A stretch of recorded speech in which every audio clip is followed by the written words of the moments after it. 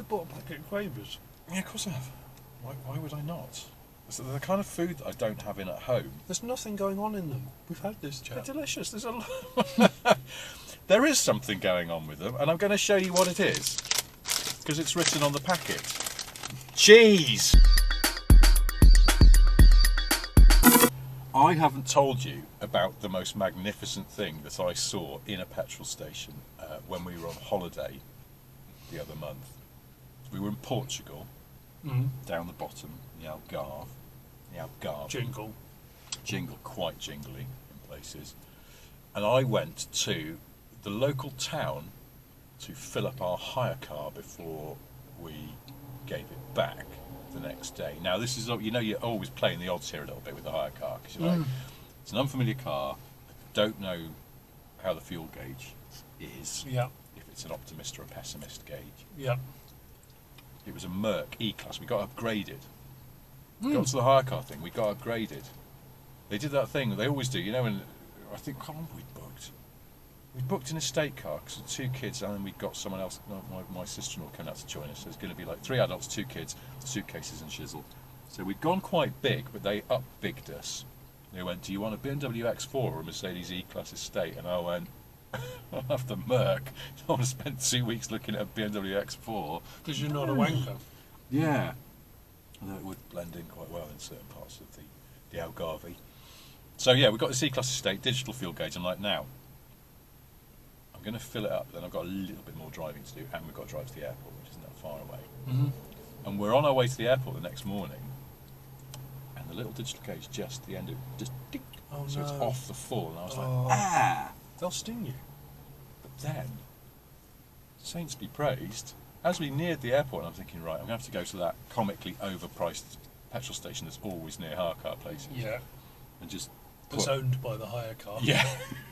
Yeah, they've got gaff over their Avis tops, logos, on their polo shirts. Do you work for the hire company? No. No, he's I got it off from my brother, he works there, he did my clothes are all in the wash. Nothing to see here. Well, because that's also going in there and then having to put, like, it would be like sort of 70 cents worth of fuel in. It just feels it's a grieving, apart from the fact it's a pit stop I didn't count on. Just as we're nearing the airport, dink, it went back up again to full.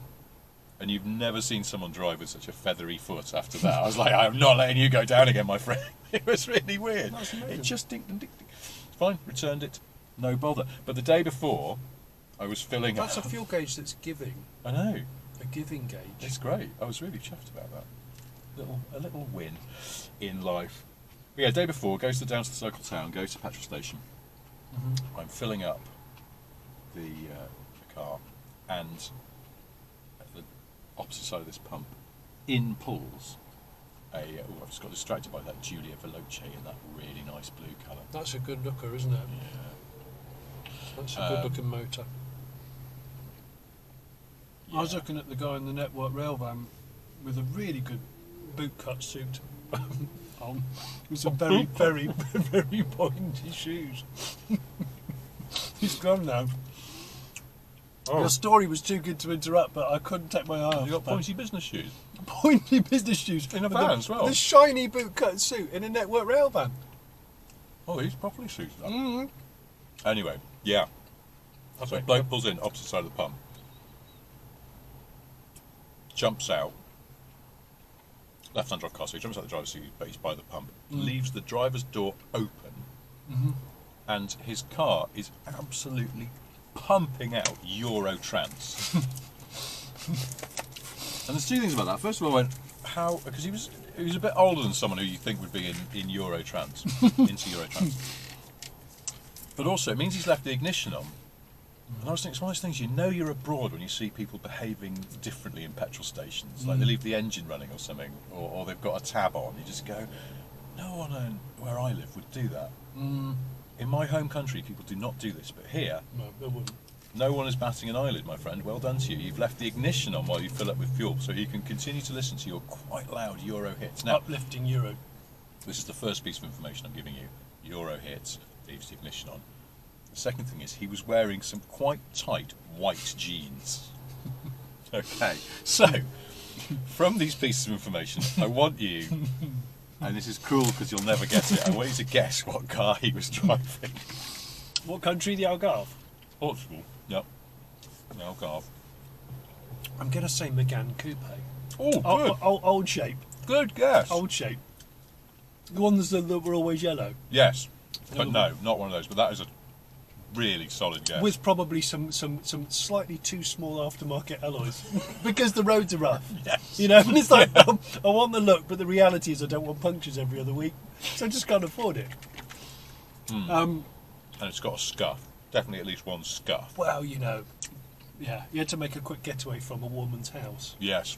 Yeah, the white jeans would suggest that. Yeah.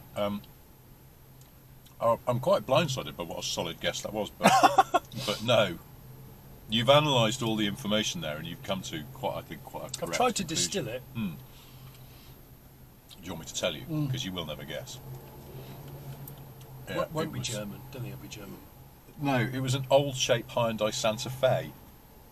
And I just went, this doesn't match. No. I wanted to sort of, excuse me, if I'd spoken Portuguese, excuse me, sir, have you borrowed this car? Because none of this is checking out. No. Yeah. That's Dad out on day release. Isn't it? He's a young dad. He wasn't that young, though. It was the worst Alright, thing. okay, he's a normal dad. I was like, Younger than me? Younger than you? no, About our age? about our age. So I cannot imagine leaving the driver's door open listening Well, no, that's what you wouldn't, would you? Euro trucks. Wouldn't leave the ignition on while filling up. Just No. sort of wouldn't. That'd be No. strange. Yeah. Feels like it should be illegal. I'm sure it's fine. Yeah. Is that yours or mine? That one is mine. That one's yours. I bought that one, didn't I? I nearly bought that one. I've never had one of those before. They're both quality. Yeah. They're both quality. See, I mean, let's not even get into the fact that I absolutely could not and would not rock a white jean trouser. Just, No, I don't think I could. I'd rather go out with no trousers on at all. at least you could go, oh my god, I knew I'd forgotten something. Whereas white jeans, you kind of go, yeah, I made this choice. What I'm shoes was he sticking with wearing? it. Just out of interest, what shoes? I think he had a kind of espadrille on. Yeah, that would figure. Now my mind might be filling in gaps for things I didn't pay attention to. I think no socks. I do remember the trousers were a bit short. Fashionable. But again, yeah, fashionable / hot climate trouser. Mm-hmm. Leave a bit of breathing ankle. Was yeah, he- I still was he- can't. It haunted me because I was like, where does the Santa Fe fit into this? The yellow Megane. See, I'd have thought as well, and I wondered if you might have guessed this. A really shabby Merc W124 Cabrio. Like, and it's really dusty, but he's got the roof down, so the interior's quite dusty as well. But then he wouldn't have needed to leave the driver's door open, would he, for the Eurotrans? I think it's a bit too old for him. He doesn't see the Yeah. classic. Yeah.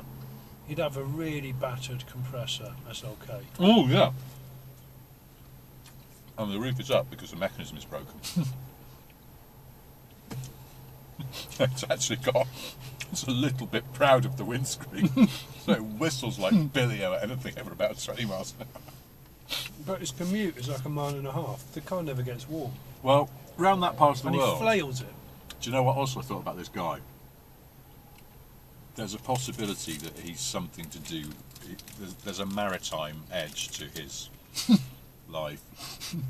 Not in a A cool way. maritime edge. But he works down at the harbour doing something with boats. He hasn't got a boat. He wishes he had, but the white trousers. Mm-hmm. And he was just a bit... Like, he just looked like... It got a bit of, like, sweaty hair. His hair looked a bit sweaty. That might So have been- nautical attire, but not necessarily a boat owner. Oh, no. Not a boat owner. Okay. Maybe a boat driver. Mm. He takes people on little trips. Is he the guy that takes parties out and they throw a bottle of champagne into the ocean What? with the, where the end the cork is so it floats? Why would they throw it in the ocean? Because then you have to jump overboard and the first person to swim to it gets it. They do that. Oh, they did that in the 90s. I don't know if they still do it. And then, and then you bring it on deck and then you either drink it all to yourself, which would be inconsiderate, because you're out a day out on a boat.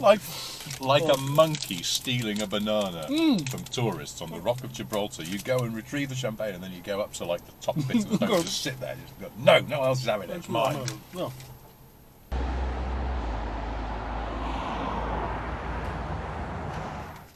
I'm trying to think what those sort of other boat excursions do. They just try and force you to have their idea of fun, don't they? That's quite exhausting. I haven't been on a holiday like that for a long time. Well, no, I haven't.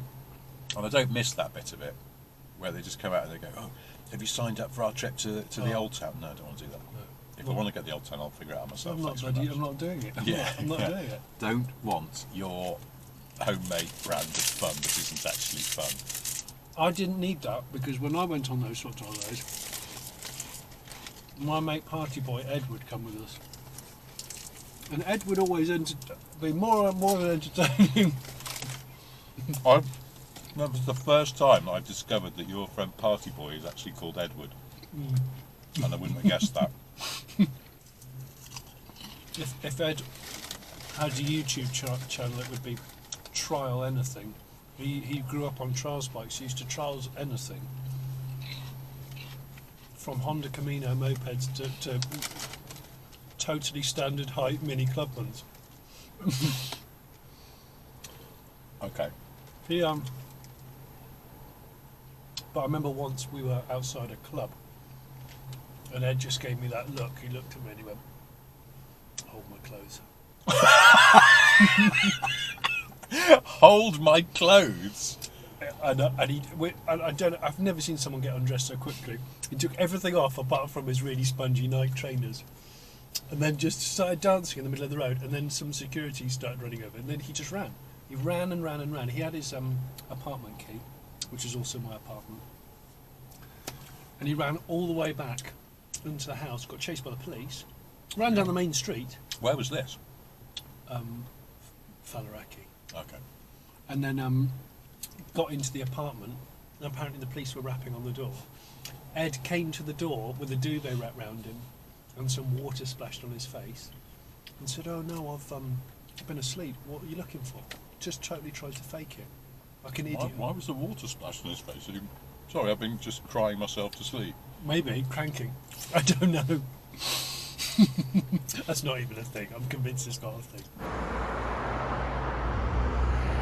So with that particular holiday, we all hired mopeds, scooters, to just prowl around the town. Yeah. And go to the beach every day. And we all did the budget moped, which was I think 50 or maybe 70. But Ed paid the extra and went for a 100, which had the sort of, the exhaust, the two-stroke exhaust that looked like a colon. So it was shaped like a colon. Oh, okay, yeah. And it was quite nippy, but because Ed was handy on it, he was wheeling within seconds. He knew how to handle his machine. But he also knew how to take all of his clothes off and do a burnout at the lights with it. So he used to wear his swimming shorts and just a t-shirt, and we'd ride along, and he'd be like, "Oh, I just take the t-shirt off and like sit on it or shove it on under the seat." And then we got to the lights. He's still got his trainers on, of course, because you're not a fool. You don't ride barefooted. Gets to the lights and he's like, "Right, burn out everyone," and he just pulls his shorts down and stands right up on the footboard, just starts smoking the tire with everything, no clothes on, outside coffee bars and stuff in the middle of the day. Wasn't even at night. Classic manoeuvre. He's the guy that buys all the naughty playing cards when you're abroad. There's always one, isn't there? You have to have. Yeah. And he took pictures of me when I was asleep on my bed naked and then shared them amongst some girls at a club.